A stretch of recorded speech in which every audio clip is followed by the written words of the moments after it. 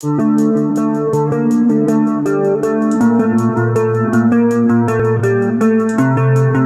everyone, welcome back to my channel, or welcome if you're new here. My name is Hiba, and here on my channel I cover recent missing person cases. If you're into that type of content, please subscribe. I would really appreciate it. With that being said, let's just go ahead and get into today's case. Today I want to talk about Tamera Lynn Brown. Tamera Lynn Brown has been missing from Everett, Michigan since August 13th, 2021. Before we get started, I just want to say that I'm surprised at the lack of media attention that this case has received. It's pretty common for me to have a difficult time finding information about the cases I cover because they're so recent and there aren't many details out there, but I couldn't find anything about Tamera. The majority of my information came from piecing together information from Tamera's family and friends, so keep that in mind. The last time anyone saw or spoke to Tamera was on August 13th, 2021. I believe it was via a phone call that day. Family immediately realized that something was wrong when Tamera failed to pick up her 3 sons. It immediately set off alarm bells. As with all missing persons, it's important to rule out those closest to the victim, including that person's partner and their friends and family. According to social media accounts, Tamera had recently married a man named Tyler Watson in late April. Unfortunately, however, the two did not have a great relationship. In fact, due to their turbulent relationship, Tamera had obtained a personal protection order, or a PPO, against her now estranged husband. According to family, Tyler was most recently living in the Petoskey Forest working an off-grid job. Petoskey is about a 2-hour drive from Everett. While the details aren't clear, there's footage of Tyler with Tamera's 2008 GMC Acadia on August 12th, the day prior to her disappearance. Like I said, Tyler had been staying in Petoskey, so it doesn't make sense for him to be in the Everett area, let alone be with her vehicle. From what I gather, it's believed that Tyler still might be with the vehicle and that the vehicle is still missing, so I'll insert a picture of her vehicle here.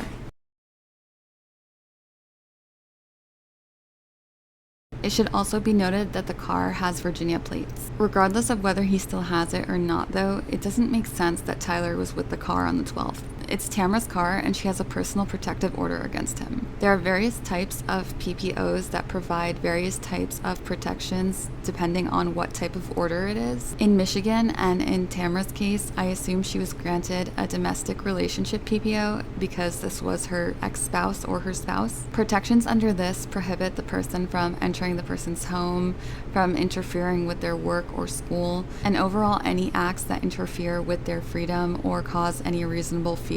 According to her family, Tamera was scared for her life because of Tyler, so I'm sure him being with her vehicle would violate the PPO. So the fact that he was with her vehicle the day before she disappeared is very concerning. Tamera's phone, which according to her family last pinged in Farwell, Michigan, was actually dumped. Farwell, which again is where it last pinged, is about 20 miles away from Everett. In terms of theories about what potentially happened here, I think it's obvious what the most prominent theory here is, and it's that Tyler was somehow involved in Tamera's disappearance. I think this could have gone one of 2 ways. Tyler could have convinced Tamera to let him back into her life. Once she did, an incident could have occurred which caused him to freak out and take her somewhere. Or his plan all along could have been to re-enter her life and then take her. I think this is possible because he was seen with her car on the 12th, which is the day prior to her disappearance.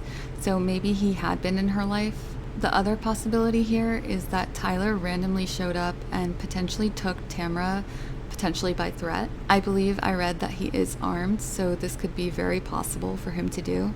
We also know that the day of last contact with her was on the 13th and that it was by phone call, so she could have been told to do this to make it seem like everything was okay. She could have already been in Tyler's presence at this time and he could have been directing her to make that call. I just want to emphasize that in both of these scenarios, even if she did let Tyler back into her life, Tamera did not choose to leave and isn't intentionally staying away.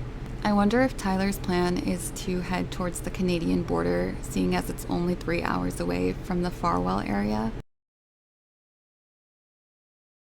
It's also possible that his plan is to take Tamera and to take her to live off-grid with him. We know he has some experience with this, seeing as he was living off-grid in the Petoskey Forest. There are a lot of wooded areas in Michigan to hide out in, so they really could be anywhere. There's also a lot of water in and around Michigan. In fact, no point in Michigan is more than 85 miles away from one of the Great Lakes. Considering all we know, this is all very concerning, and I hope authorities are on their trail. Of course, there are also other possibilities as always. However, knowing that Tamera was fearful of this man and that he was seen with her vehicle the day prior to her disappearance, I think it's the most immediate concern to rule out. Unfortunately, there doesn't seem to be any updates or sightings of Tamera. Like I mentioned earlier, there's barely been any coverage of this case, even locally. This is an ongoing investigation, so there's obviously going to be information that isn't shared with the public. However, Tamera has been missing for nearly 2 weeks now. Getting the word out that she's missing is extremely important, especially so those in the area know what to be on the lookout for.